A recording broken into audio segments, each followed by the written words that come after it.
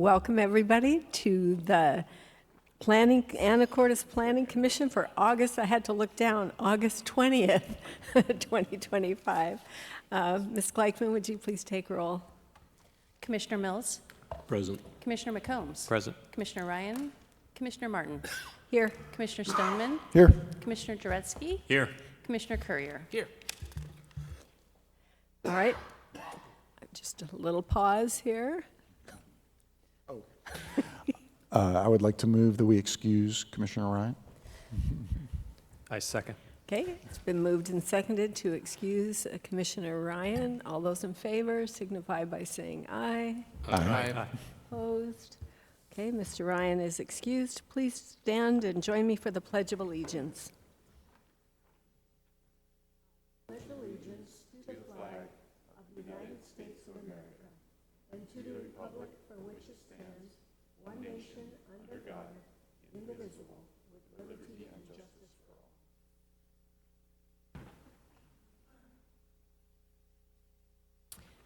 all. Okay, we have lots of minutes. Thank you so much. And I think what I'm going to do in the interest of time is I'm just going to assume if you were not at a particular meeting that you're going to abstain from voting. And if there's anything that you would like to have pulled out of the minutes, otherwise we're going to go pretty fast. Okay? All right, and we're going to start with February 26th, and two people were absent at that meeting. For some reason, Commissioner Linda Martin was absent, and Will McCombs was absent. Okay? So is there a motion to approve February 26 minutes? Motion to approve. Motion by Mr. Mills, second by Mr. Courier. Second. To approve minutes of February 26. All in favor signify by saying aye. Aye. Opposed? Okay, those minutes are approved. Now, March 26th. March 26th, everybody was here. Okay, is there a motion to approve March 26th? I'll make that motion. Okay, Mr. Dretzky, make the Second. motion. Stoneman, seconded. All in favor? Aye. Aye. Opposed? Those ones passed. April 9, let me see here. April 9, Commissioner Courier and Commissioner McCombs were absent. Everybody else was here. Is there a motion to approve April 9? So moved. Stoneman moved, I'll second it. and Mr. Dretzky seconded. All those in favor? Aye. Opposed? Okay, that was passed. April 23rd. April 23rd, Commissioners Mills and Ryan were absent. Everybody else was here. Is there a motion to approve? Motion to approve. Mr. Courier, Second. second by Stoneman. All those in favor of approving the April 23rd minutes? Aye. Any opposed? Okay. And the last one was May 14th. Commissioner Ryan and Dretzky were absent. Is there a motion to approve that one? May 14th. Motion to approve. Courier and Second. McCombs. All those in favor signify by saying aye. Aye. Opposed? Those passed. Thank you so much. Or And the other ones are being worked on right now. great. That would be, actually, it was like bringing back old memories to read all of those. I think it should be in the official record also that there's only one commissioner that was at all of those meetings. I'm just saying. We'll bring the gold star next time. How about that? Thank you. So moved. Seconded. Okay, we're on to item 4, and that is the public comment. If there is any member of the public that would like to speak to the commission on any item not on the agenda, you are welcome to come on up, state your name and your city, and we'll give you 3 minutes. There are no hands raised online. Okay. And in the vast audience, I don't see any hand raised there either. So we will move on. Item 5, public hearings. And this is a public hearing and decision, SDP 2024-0007, Fidalgo Bay Road, Stormwater Improvements, Shoreline Permit, City of Anacortes Public Works Department.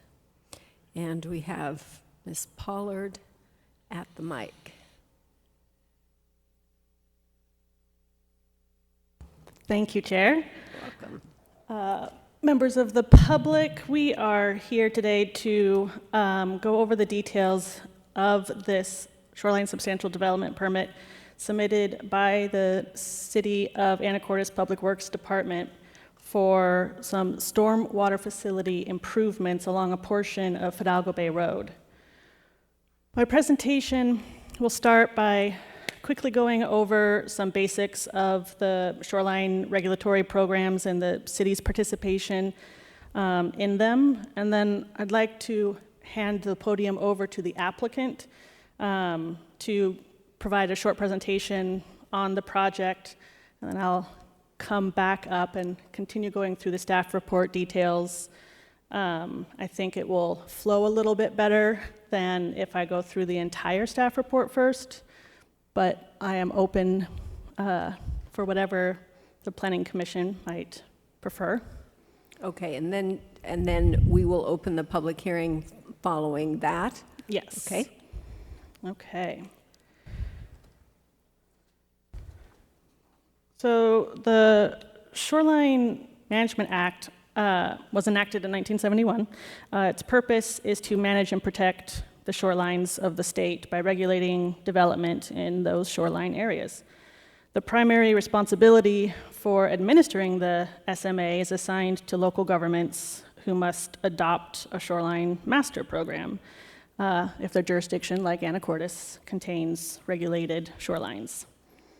Substantial development on the state's shoreline is prohibited unless a permit is obtained from the local jurisdiction that demonstrates consistency with the SMP. And this requirement to get a permit applies to everyone, every individual, firm, organization, government, state, federal, everybody, which is why when the city is working within our own public rights-of-way, if that project is partially or wholly located within shoreline jurisdiction, the city has to get a City of Anacortes shoreline permit. So that's just a quick, we don't oftentimes see a city department coming in for a permit, and that is kind of the overview as to why the shoreline regulations are unique in that way. It's been touched on that this is a stormwater facility improvement project to deal with the flooding of Fidalgo Bay Road during heavy rain events. And so I will now pass the podium over to the applicant to go over a little of those details.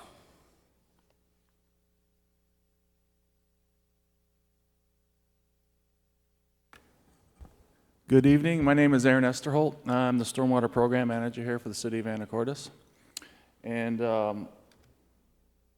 what I wanted to just give you a little brief summary of what's happening. On Fidalgo Bay Road near the RV park, we have a recurring problem during big rain events.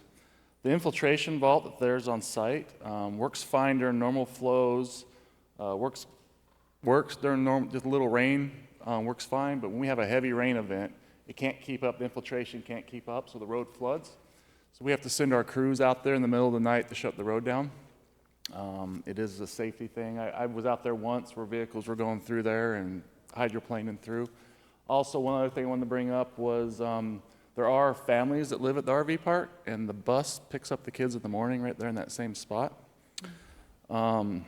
Another thing with this infiltration vault is normally when you design a stormwater facility, you have an overflow. This does not have an overflow of any site. So if you go to any ponds or any other facilities we have throughout the city or the state, you'll have an overflow where if it gets too much water, it will overflow into the lowest spot, usually into a creek or it goes into a wetland. This does not have any overflow whatsoever.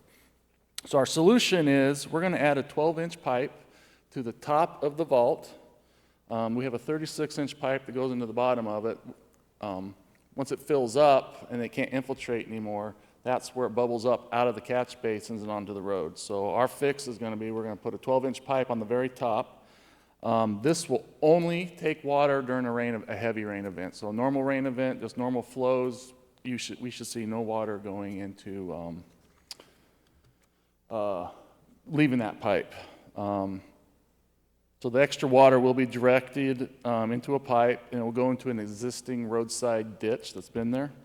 So this is just a fix for safety during extreme storms. So we have our HPA permit through Fish and Wildlife with this. This really is for public safety. And that's all I have on that. Great.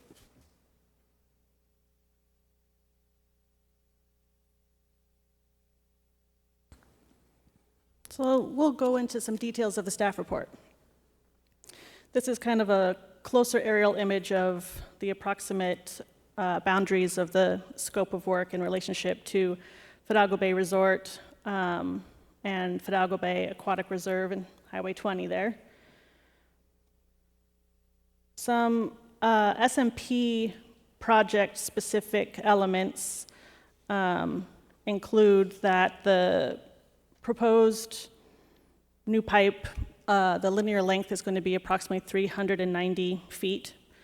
The trench necessary to place the pipe at an appropriate depth will end up being about 8 feet deep and about 24 inches wide. The riprap outfall pad will be about 3 by 20, extending out to 18 feet at the pipe outlet. There's not a lot else going on. There's some minor vegetation removal that will be replaced with native plants. No trees will be removed. They are going to have to demolish temporarily sections of the sidewalk and asphalt paving, but all of that will be restored to ADA compliant standards. The process for this shoreline permit, because of the value of the project, is a type 3, which is a Planning Commission decision shoreline permit application. The application was submitted last year, and earlier this spring we had a neighborhood meeting.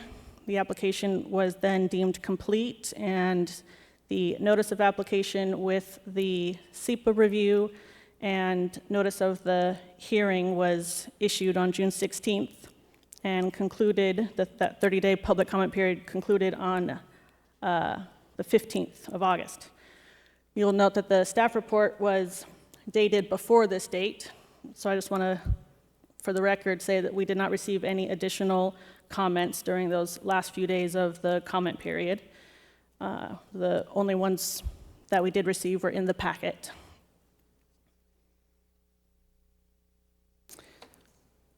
This aerial image shows the location of the shoreline jurisdiction. The project is located in the urban shoreline jurisdiction, but does abut the conservancy area, but it will not be encroaching or crossing into the conservancy shoreline designation. It will stay within the urban area, and then also outside of the shoreline jurisdiction to the north. The proposal is considered a primary utility. Major primary utilities include stormwater drains that are greater than 8 inches, and so that is what triggers that definition for the work as a major primary utility. The outfall is a minor storm sewer outfall. It's not a regional storm sewer outfall, so that would qualify as a minor primary utility. And as you can see here, both are outright permitted shoreline uses in the urban designation. I also highlighted that fill is also permitted in the urban area just because there are minor amounts of fill needed for the project as well, and that is regulated by the SMP.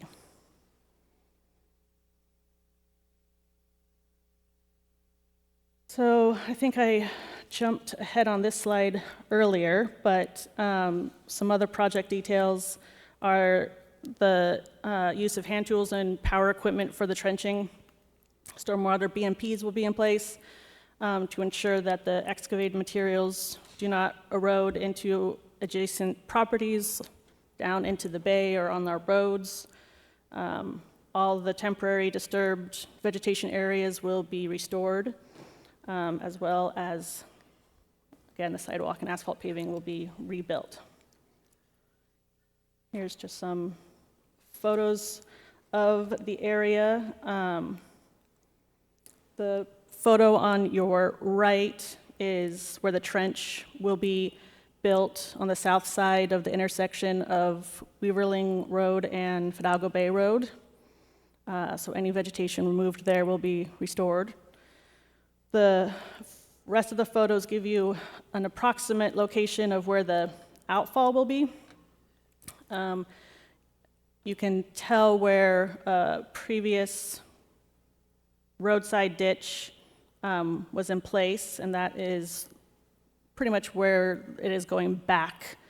And it is outside of, or excuse me, it's upland of the ordinary high water mark, so there will be no work within ordinary high water. And that about covers that slide. So the decision maker planning commission, there's criteria for issuing a substantial development permit. And that, it states in AMC 18.16.090 that no permit shall be granted unless the proposed development is consistent with the provisions of this master program, the Shoreline Management Act of 1971, and the rules and regulations adopted by the Department of Ecology thereunder. So all of the findings of fact and conclusions in the staff report went into further detail on how the project complies with these regulatory programs and development regulations. If you have any specific questions on those, please feel free, but I did not include them in the presentation. So some of the key points in considering your decision, the project shall be consistent with applicable SMP policies and development regulations for the urban shoreline environment, for primary utilities, both major and minor, and the environmental protections. The project is anticipated to result in no net loss of shoreline ecological functions, as no trees will be removed, invasive and noxious species will be removed. All work occurring above the ordinary high water mark, erosion sediment control plan is required to be in place, and the public improvements, sidewalk, roads will be restored. So based upon the application materials, the findings of fact, conclusions within the staff report, staff recommends the Planning Commission approve the Shoreline Substantial Development Permit subject to the proposed conditions of approval outlined in the staff report. And that concludes my presentation. Thank you very much. Okay, so I'm thinking that I should open this public hearing first, and then we will take comments and questions, or would you like it the other way around? Yeah, let's open, yes? Let's go ahead and open this open record public hearing. And if anybody would like to speak about this, come on up to the mic.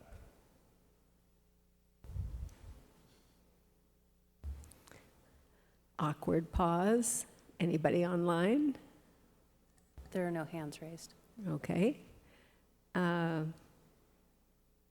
Mr. Coleman, should I then close the public hearing and then have a conversation? Yes.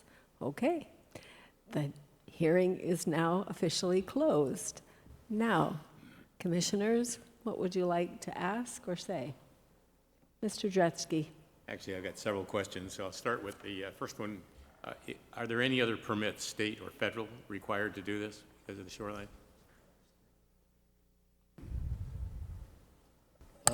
Yeah, we got just the HBA permit through Washington State Fish and Wildlife. I'm sorry, you already have that? We do have that, yes. Are there any other permits needed? No. Okay. What's the projected timeline to do this, and how long will this project? The project will last about 2 weeks. We want to get started as soon as possible, so we really want to get done before the rainy season too. So we're pushing for the next couple weeks to try to get going. Will it have any impact on the resort as far as access? Will they?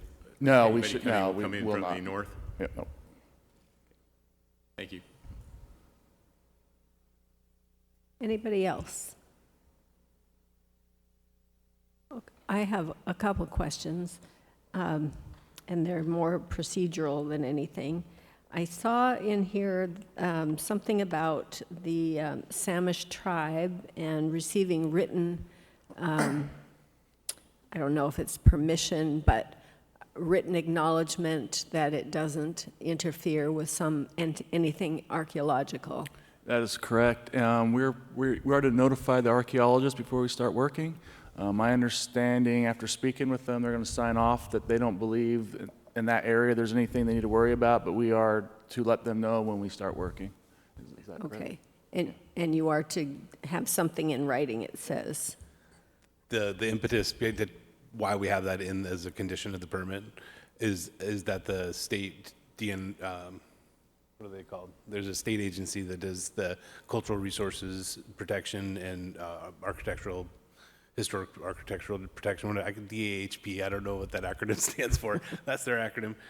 They made a comment and they say, hey, this is potentially it could have archaeological significance. So we went to the Samish and asked them. It is in close proximity to where they have like a burial ground. So we're working closely with them. They really don't think there's anything where this has already been dug up before, but we're working with them. So they offered to send us a letter. Okay. And then I had one other last question. I noticed on the agent authorization form, I noticed that the box was checked for erosion and sediment control plan. But I might have missed it, but I didn't see it in the packet.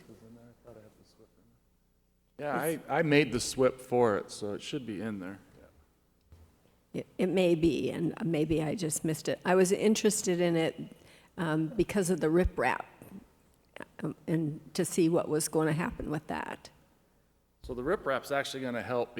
That is part of the BMP. The digging.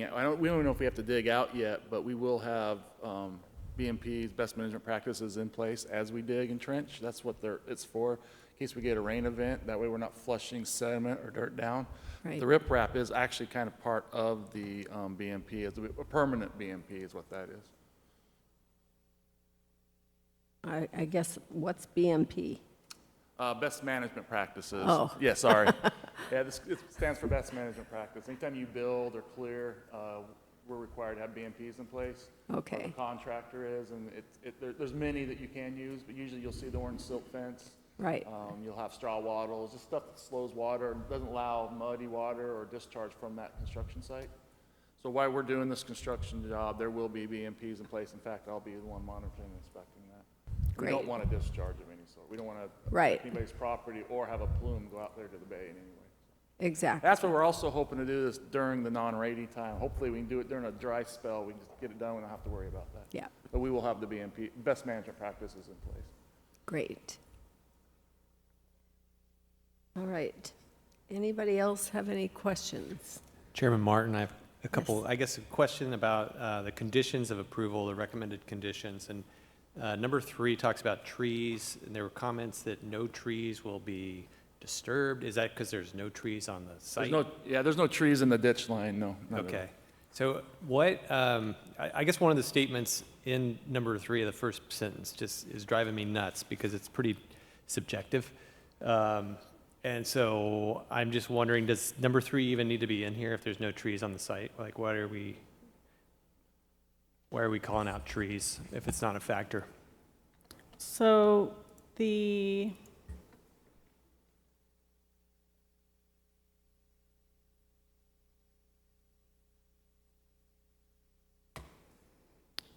location of the conservancy area is in close proximity to this project, and there are different vegetation protection requirements in that shoreline area, and so because the plans didn't extend, out, I just wanted to suggest that we make it clear that if during construction, for any reason, if something needed to shift, that they needed to be very aware of where that designation changes, and if a tree, is in place, that they need to, come back and make sure that we've identified its location between these two shoreline environment designations.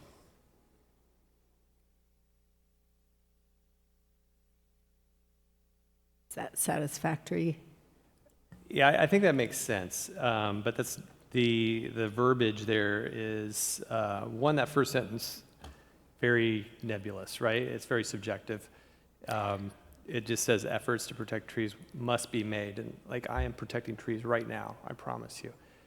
You know what I'm saying? Like, that is not Sure. is not something I can measure or not something that we can definitively say. It's Well, ambiguous, right? For construction, so shoreline substantial development permits don't approve construction. So we don't have, the fine details of the project and its surrounding vegetation or trees. So when they're at the site, again, even though they have it engineered, if something were to change, Right. we just want something, and I think this being a city project also, it's quite clear what we mean for efforts must be made. So if they're going to change the plans, So really, I think what you're asking for is you want to have planning department review before they remove any trees. right, yeah. Can we just say there's that in clear language? Sure, yeah, you can I think- absolutely recommend. Okay, that would be my recommend recommendation. changing the Just wording. just get rid of that, because, I know what a national emergency is, but apparently I don't, right? It's, the lawyers are going to show up, and what is an effort to protect a tree? I don't know. But it's very clear if we're going to require the planning department to review something before they remove a tree, to me, that's pretty, there's no gray area, right? It is your condition to Okay. amend. That would be my recommendation, Chairman Martin. Okay, well, let's see, are there any other questions? Any other comments? Mr. Dretsky? Do we have an estimated cost for this project? Has it gone to bid? Who's going to do the work, or have we decided that yet? I believe the construction portion of it's $149,000.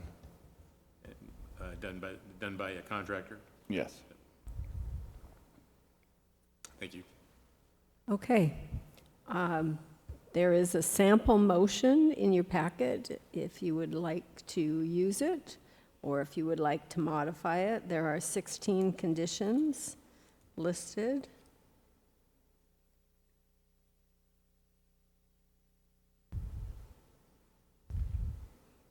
That's okay, I'm a teacher, I can wait. Sure. Mr. Coleman? If it's helpful, I drafted something to address Commissioner McComb's requested. So it's basically in number 3, just scratching the first sentence and making one modification. So trees located in the adjacent conservancy shoreline environment designation shall not be removed and shall not be negatively impacted by the outcome of the project without prior planning department review and approval. And what was the last word? And approval. And approval. That okay? Okay, then we're looking for a motion.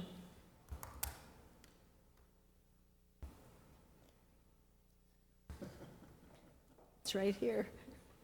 Right here. Commissioner Martin, I move that the Planning Commission approve Shoreline Substantial Development Permit SDP 20240007, subject to the recommended conditions of approval with the change recommended by Commissioner McCombs and verbally stated by Mr. Coleman, and all others stated in the August 13th, 2025 staff report. Okay, we have a motion. How about a second? Chairman Martin, I second Okay. Commissioner Stoneman's motion.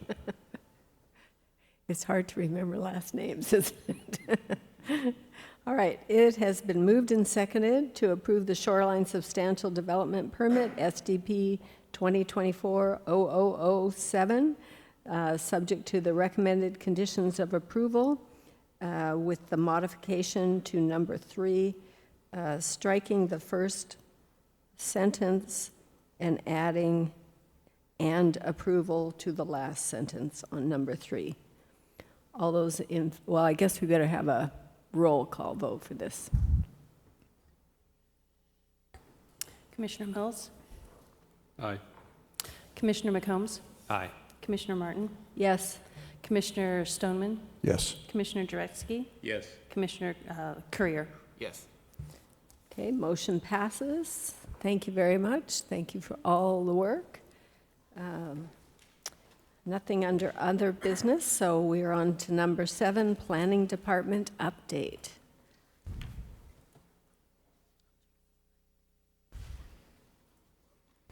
Good evening, Planning Commission, members of the public. I'm John Coleman, Planning Director.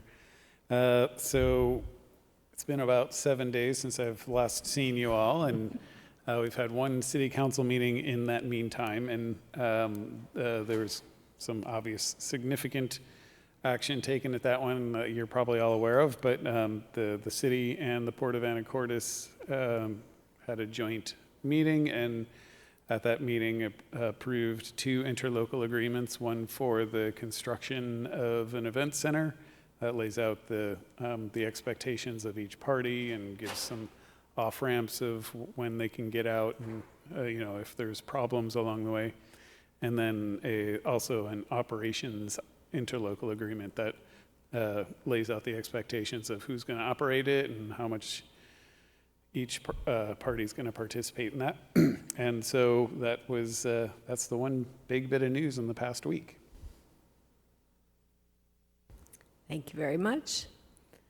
Any questions for Mr. Coleman? All right. Oh, yes, Mr. Mills.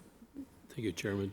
On the item that was on the docket tonight, in the documentation, there's a reference to follow-ups, an as-built, a 1-year, 3-year, 5-year. That's something that we've seen in it seems like kind of a standard content in these types of proposals. Administratively, do we have a follow-up system to make sure that we, in fact, receive those? Yes. 1, 3, and 5 we years? still track those permits in the planning department, and if we don't receive them, we ask for them. And it's not the easiest or most fun part of the planning process to nag people after 4.5 years after they've finished a project. Well, where's your 4-year monitoring report? But yes, we track that stuff. Good, thank you.